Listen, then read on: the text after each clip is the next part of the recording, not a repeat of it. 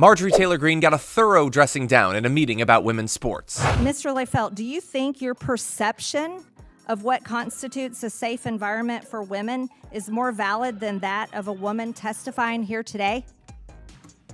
Congresswoman, thank you for your question. There was a study that was published in 2010 regarding the safety of sports in the Olympic movement. There were 51 sports that were assessed as part of that study. That's a yes or no question, Mr. Lefelt. Is that your perception? You're sitting next to a young woman who received a brain injury from a biological male. Is it safe to compete against biological males? Yes or no, Mr. Lefelt? What happened to Miss? Yes or no? What happened to Miss McNabb? I'll take that as a no. Mr. Lefelt, do you think forcing a woman to change in front of a man in a locker room is abusive? Yes or no? Congresswoman, I'm not sure I Do follow you the want your question. daughter to change in front of biological men in locker rooms? Yes or no?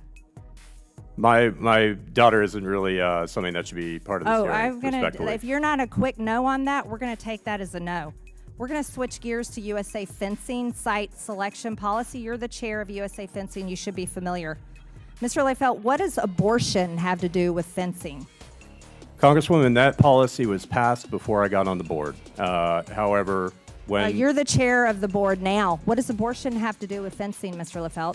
I'm on the board, you're correct, and I offered an amendment to that policy back in December, Congresswoman, that allowed for more flexibility at the city level. To get an abortion while you're at fencing competitions? I And don't it think also so. allowed for better convenience. So we enhanced the policy More under my convenience leadership to on the Planned board. Parenthood centers. Mr. Lefelt, why does USA Fencing states abortion policies and LGBTQ policies in its site selection process to determine where tournaments are held? That's part of your site selection process, is abortion availability and states and cities that are friendly to LGBTQ policies. How is that part of USA Fencing?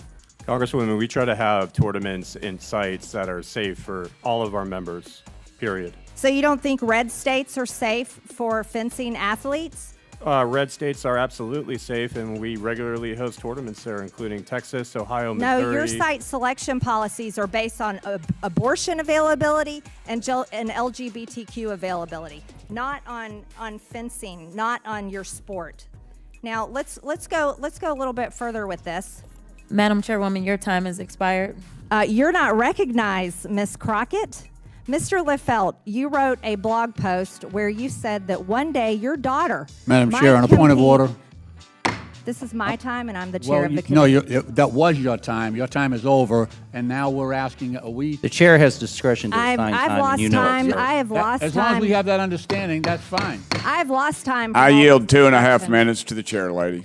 Mr. Lefelt, you wrote a blog post where you said that one day your daughter might compete against a transgender woman, a biological man.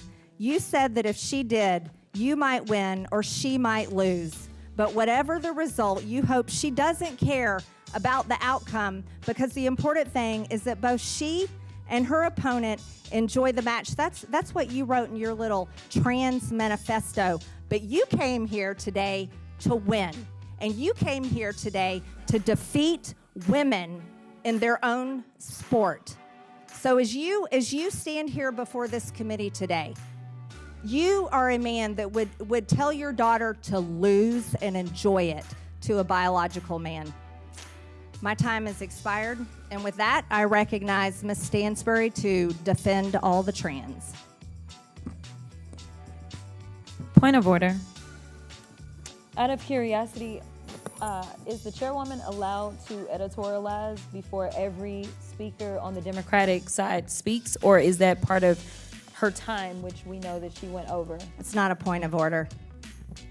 You're taking Ms. Stansbury's time. I know you're trying to be chair of oversight, but Ms. Stansbury is the ranking member. Chair would be better on this side. I do agree with that. It's Ms. Stansbury's time.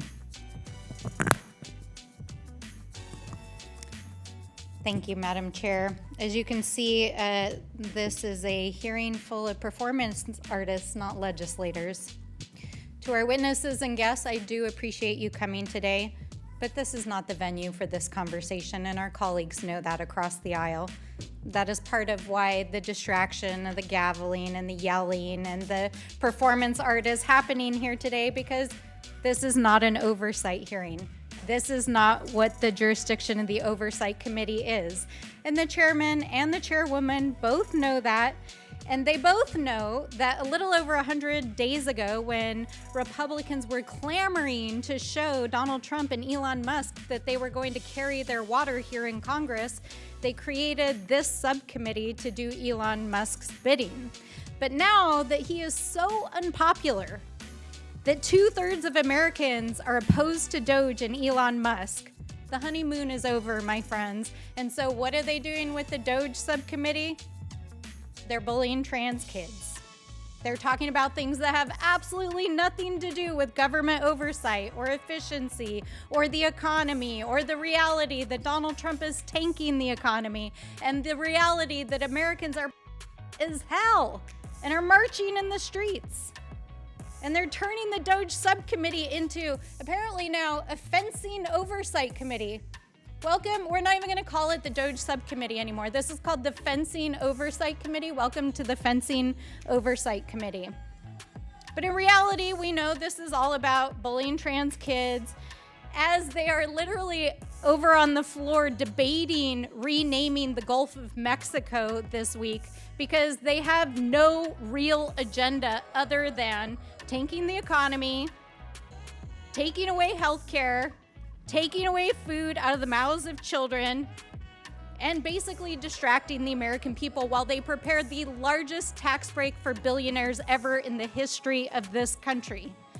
But it's not enough to just obsessively talk and think about trans people, which obviously are living rent-free in their minds.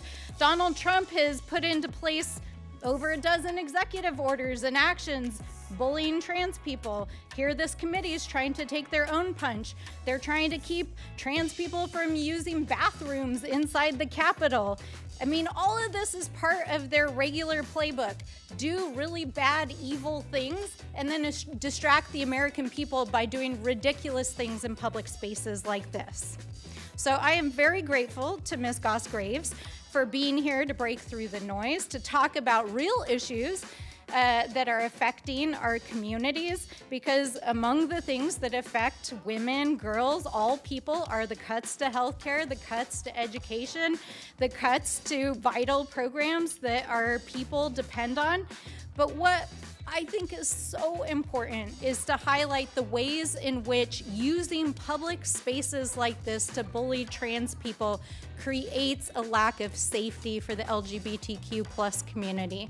And so, Ms. Goss-Graves, can you talk about how exactly what's happening here today normalizes hate and how that translates into violence and hate against the LGBTQ plus community? You know, this is exactly my deep worry. Over the last couple of years, we have seen in states around the country and now in this body and from the president using government to attack some of our most vulnerable people. And the hateful rhetoric translates to violence. It's trans young people who are experiencing violence in school. And it also means that we have seen an increase in incidents of suicide. So when I think about young people today who may be tuning in, I want to reaffirm that their existence is okay and that they are supported.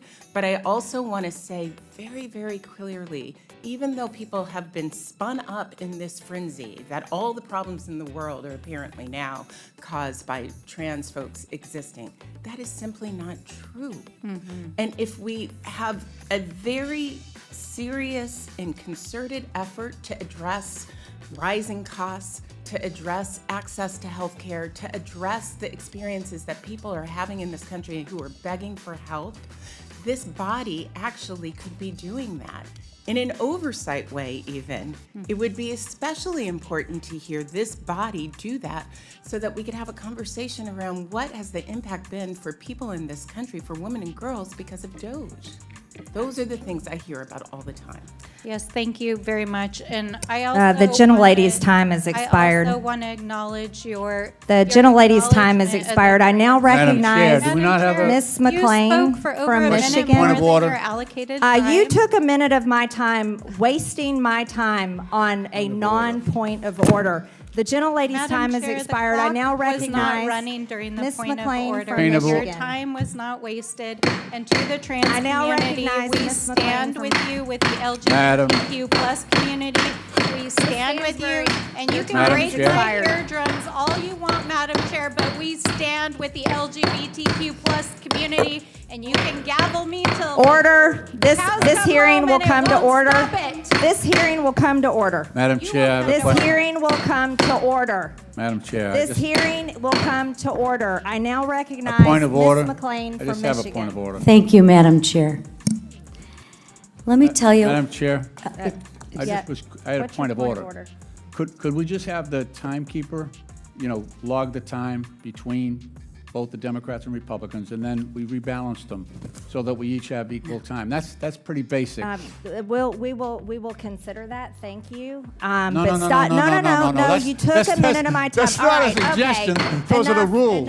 Enough. No. No, you're wasting your Hey, time. look, That's either, not. either we go We by the are keeping rules equal or we're time. out of. It's absolutely infuriating that Republicans use protecting women as justification for targeting trans people while systematically eroding women's rights. Most survivors are harmed by someone they know, but scapegoating marginalized communities is a lot easier than dealing with the actual root causes of harm. What we're seeing from the Trump administration is textbook abusive behavior. They deny, attack, and then reverse the victim and the offender. The administration denies the harm that it's causing, goes after the credibility of survivor organizations, and then paints itself as the real victim targeted by radicals or woke mobs. But this isn't just spin. It's abuse coming from the highest levels of power. In 2024, the U.S. Department of Justice's Office for Victims of Crime reported that 50% of transgender individuals are sexually abused or assaulted at one point in their lives, with some reports estimating the figure might be as high as 66%, and even higher for groups such as transgender people of color or with disabilities. Of course, these stats have been scrubbed entirely from their website ever since Trump took office, because the word transgender has been removed from federal websites entirely by the Republican word police. So is women, by the way. Attacks on trans people have nothing to do with protecting anyone's rights or their freedoms. It is all about control.